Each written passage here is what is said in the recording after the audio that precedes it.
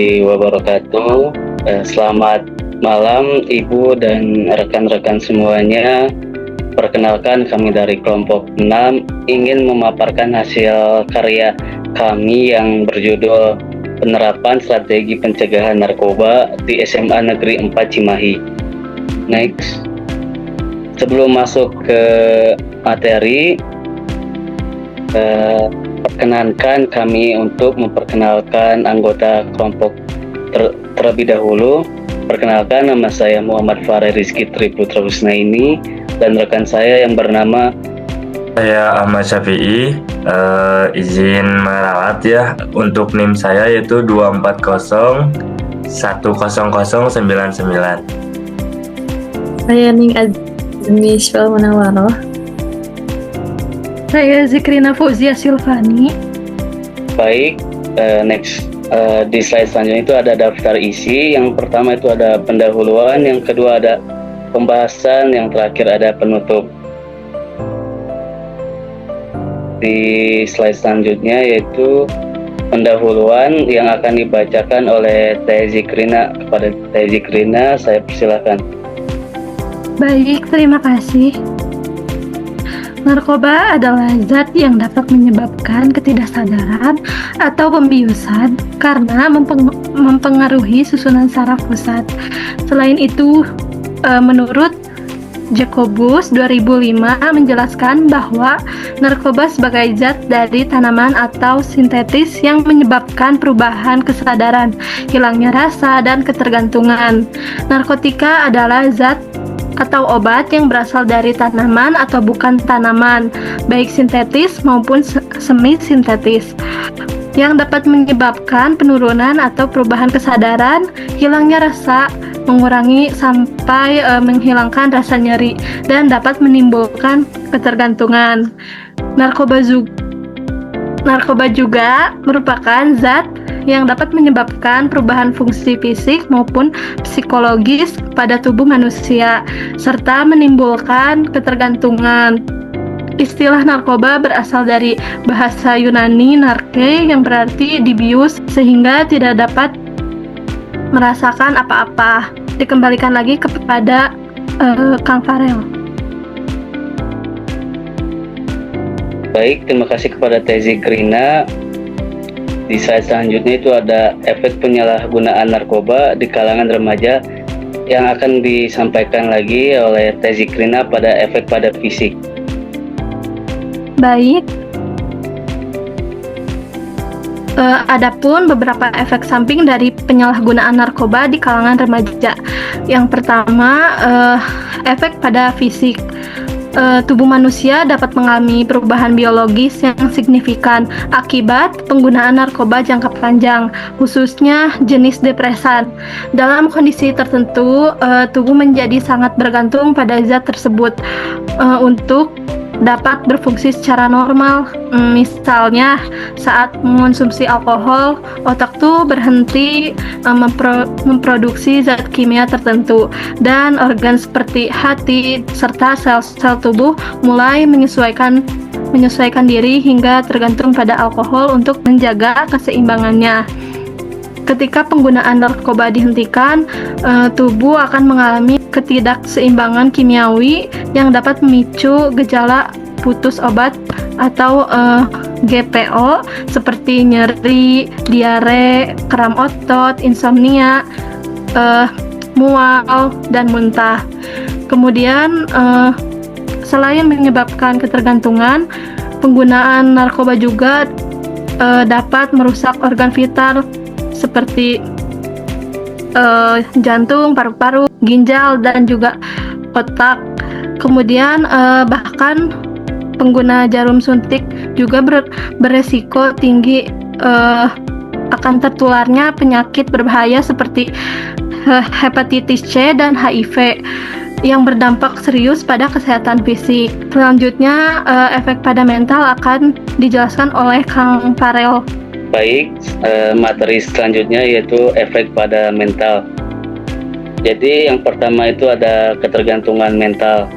Artinya pengguna narkoba akan merasa sangat bergantung secara psikologis Mereka merasa tidak bisa tenang, bahagia, atau percaya diri tanpa menggunakan zat tersebut. Ini bukan hanya kebiasaan, tetapi juga dorongan batin yang kuat. Lalu yang kedua ada kehilangan kendali dan rasionalitas.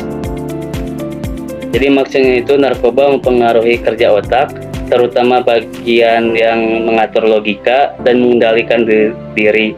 Akibatnya, pengguna bisa melakukan hal-hal berisiko atau berbahaya tanpa berpikir panjang, termasuk tindakan kriminal. Lalu yang ketiga ada perilaku obsesif. Jadi perilaku obsesif itu di mana pengguna hanya fokus pada bagaimana mendapatkan dan menggunakan narkobanya. Lalu yang terakhir ada risiko kekambuhan tinggi. Jadi risiko kekambuhan tinggi maksudnya itu munculnya halusinasi, paranoid, dan gangguan konsentrasi, hingga gejala psikotik seperti berbicara sendiri atau merasa diawasi. Dalam jangka panjang, hal ini bisa menyebabkan gangguan jiwa yang serius, termasuk bisa menjadi skizofrenia. Materi selanjutnya akan disampaikan oleh Teh Zikrina kembali. Kepada Teh Zikrina, saya silakan. Baik, yang ketiga ada efek emosional, di mana pengguna narkoba berdampak langsung terhadap kondisi emosional seseorang. Zat adiktif ini dapat mengubah suasana hati, perasaan, dan kestabilan emosi secara drastis. Alkohol serta obat-obatan terlarang seperti sabu-sabu seringkali menimbulkan perilaku agresif dan tindakan kekerasan, terutama pada individu yang memiliki sifat emosional dan mudah tersulut amarah. Kekerasan dalam rumah tangga menjadi salah satu dampaknya dari penyalahan narkoba ini, terutama di keluarga pengguna sabu-sabu dan alkohol. Pecandu seringkali mengalami ketidakstabilan emosi. Mereka bisa terlihat tenang dalam satu waktu, namun seiringnya waktu suka tiba-tiba marah, berteriak, bahkan menyerang orang lain ketika berada di bawah pengaruh zat tersebut.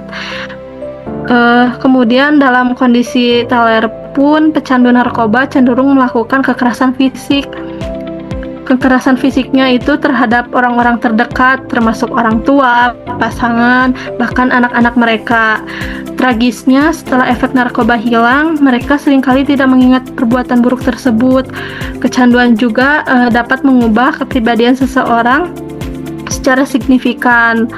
Pecandu bisa kehilangan nilai-nilai moral dan empati yang sebelumnya dimilikinya. Misalnya, seseorang yang dulunya dikenal sebagai pribadi yang ceria, sopan, dan jujur dapat berubah menjadi pendiam, mudah manipulatif, dan tidak segan melakukan kebohongan ataupun pencurian demi mendapatkan narkoba. Sekian penjelasannya, dikembalikan lagi ke Kang Farel. Baik, terima kasih kepada Teh Zikrina. Di slide selanjutnya akan disampaikan oleh Teh Azmi.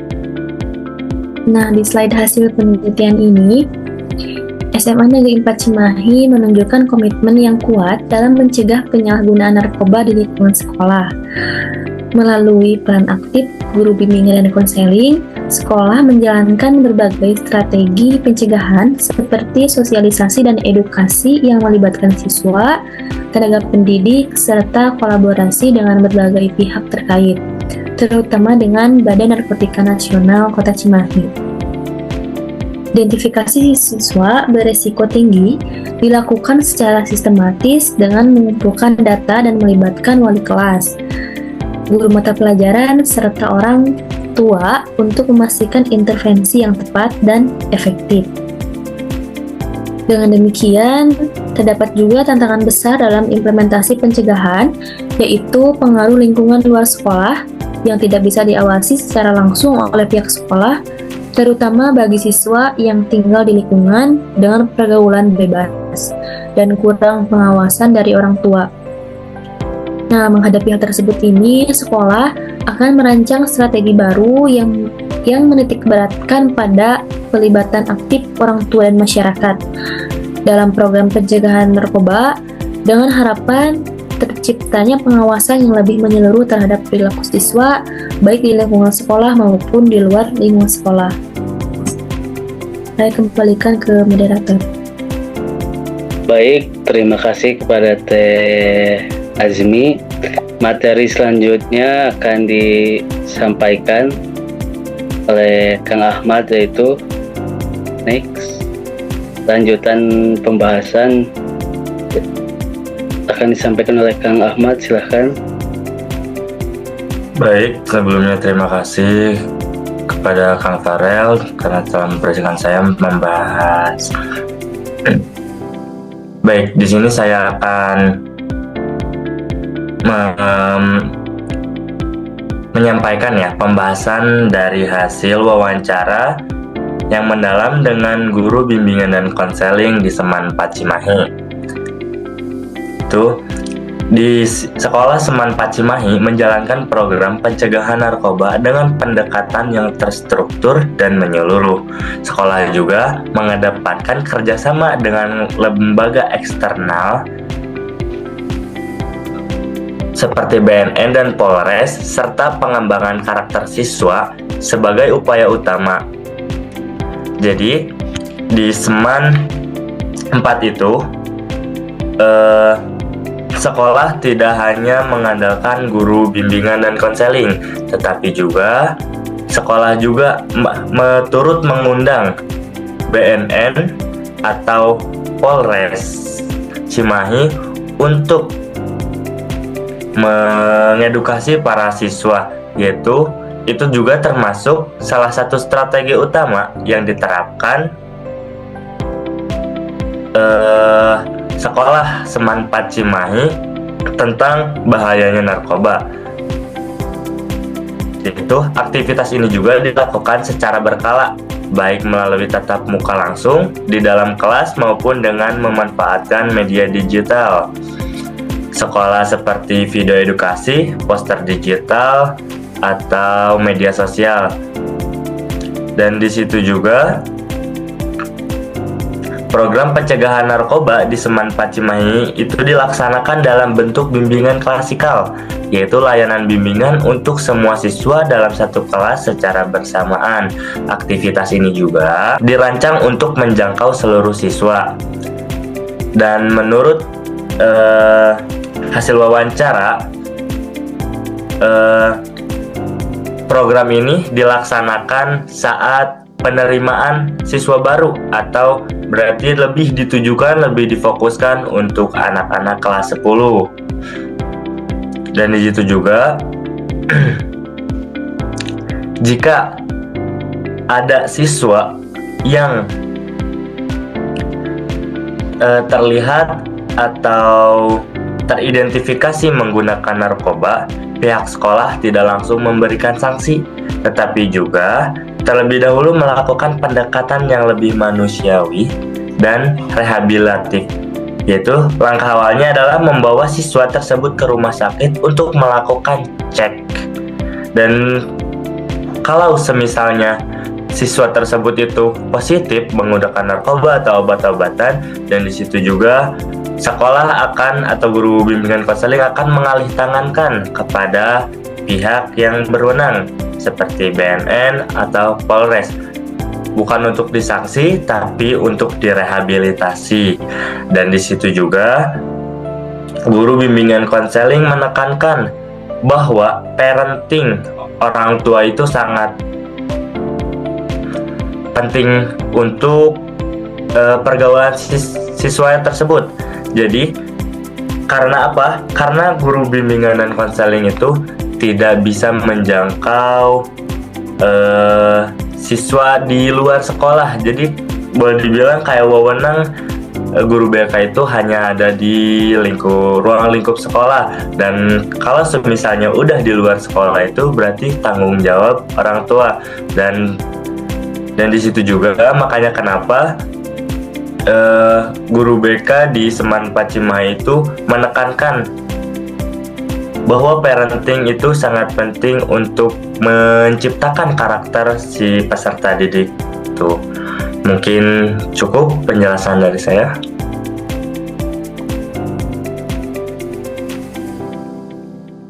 Baik, terima kasih Kang Ahmad.